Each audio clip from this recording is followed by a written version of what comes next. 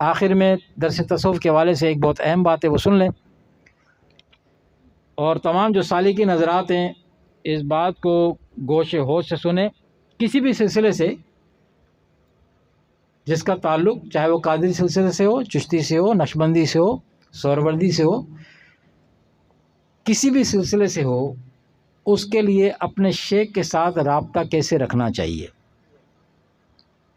یہ غور و خوض سے سنیں۔ حضرت شیخ نظام الدین قدسہ فرماتے ہیں کہ طریقت کے آفات اور بلیات، طریقت کے آفات اور بلیات 7 قسم پر ہیں، 7 اقسام ہیں اس کی۔ آفات اور بلیات مراد یہ مصیبتیں جس سے مصیبت آ سکتی ہے، وہ کیا ہے؟ نمبر 1 اعراض، نمبر 2 حجاب، نمبر 3 تفاصل، نمبر 3 سلب مزید، نمبر 4 سلب قدیم، نمبر 5 تسلی، اور نمبر 6 عداوت، نمبر 7 عداوت۔ اعراض کیا ہے؟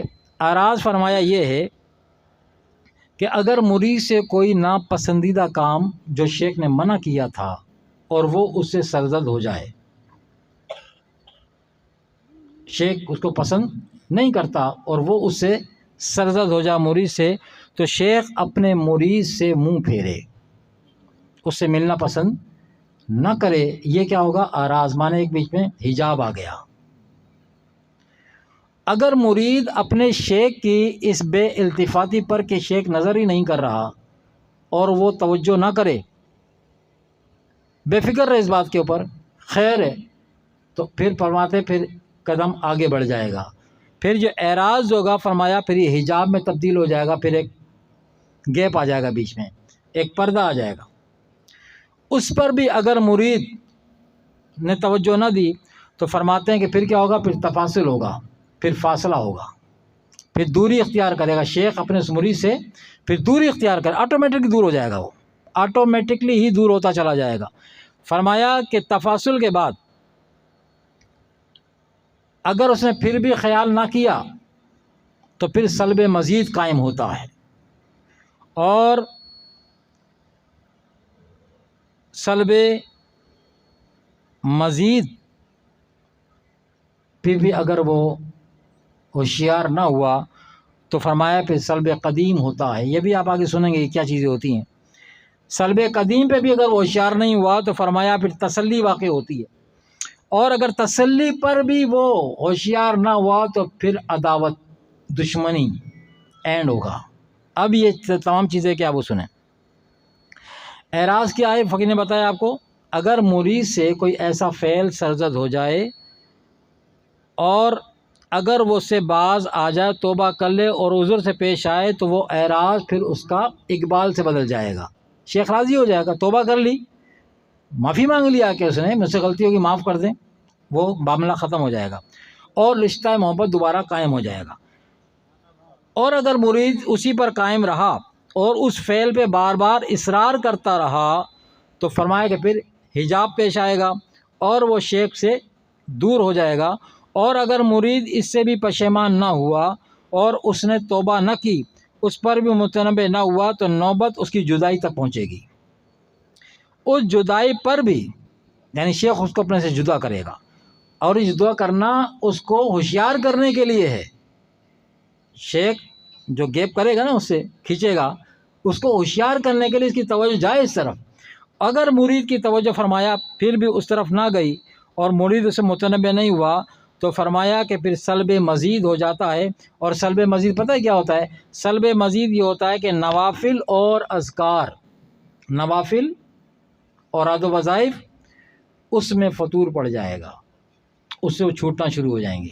اب یہ معاملہ تو اللہ کی عبادت کا تھا نا، لیکن ببال کس طرح آیا ہے، اس سے اب نوافل، اذکار، وظائف یہ چھوٹنے شروع ہو جائیں گے۔ اس پر بھی اگر وہ ہوشیار نہیں ہوا کہ میرے ساتھ ہو کیا رہا ہے اور وہ مطمئن رہا اس بات کے اوپر، تو فرمایا کہ پھر سلب قدیم ظاہر ہوتا ہے۔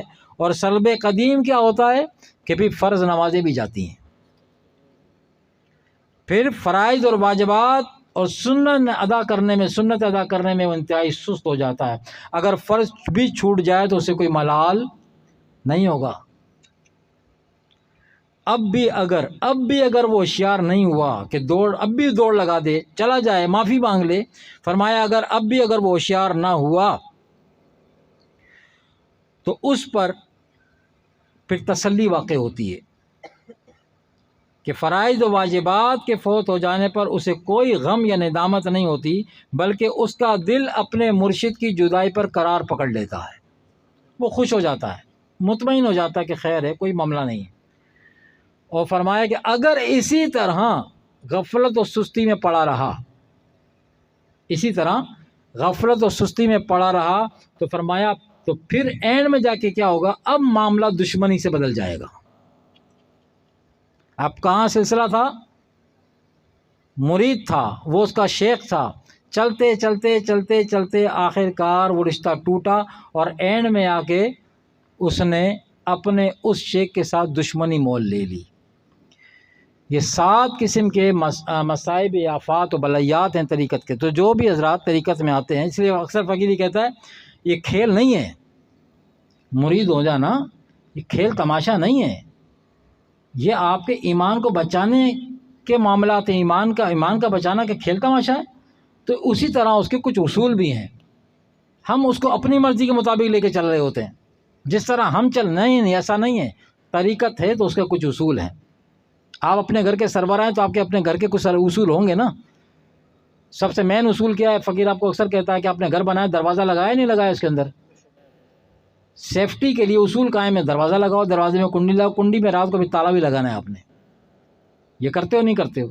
تو گھر کے لیے تو اصول ہو کہ دروازہ بھی ہو، کنڈی بھی ہو، تالا بھی ہو، جس میں رہتا ہوں 4 پیسے رکھیں اس کے اندر۔ اور جب بات آئے دین کی تو کوئی اصول نہ ہو، جو میری مرضی ہے میں کروں، ایسا نہیں ہوگا، ایسا نہیں ہوگا۔ ہمیں جو کام کر رہے ہیں ہمیں اسی اصول کے مطابق کریں گے تو پھر ہمیں فائدہ اور فیض حاصل ہوگا، ورنہ پھر ہم شکایت کرتے ہیں ہمیں فیض نہیں ملا، ہمیں فائدہ نہیں ہوا، تو غلطیاں ہماری اپنی ہوتی ہیں، کوتاہی ہماری اپنی ہوتی ہے، پھر ہم کہتے ہیں فیض نہیں ملا تو سامنے والے کا قصور نہیں ہوتا۔ فرمایا آخری بات کہ مرشد کا جو فیض ہوتا ہے وہ آسمان سے بارش کی طرح برستا ہے، یعنی سارے زمین پر آسمان سے بارش ایک سی آتی ہے، ٹھیک ہے، زمین اونچی نیچی ہوتی ہے، تو جو زمین اونچی ہوتی ہے اس میں پانی پہلے پہنچ جاتا ہے، جو زمین نیچی ہوتی ہے اس پانی بعد میں آتا ہے۔ اچھا، کچھ حصہ زمین کا ایسا ہوتا ہے جو کیچڑ زدہ ہوتا ہے، کلر والی زمین پہ جب پانی پڑتا ہے سوائے کیچڑ کر کچھ نہیں بنتا، وہاں سے کوئی گھاس نہیں نکلتی۔ ہاں، زرخیز زمین جو ہوتی ہے وہاں اگر پانی پڑتا ہے تو وہاں سے گھاس نکل آتی ہے، ٹھیک ہے نا۔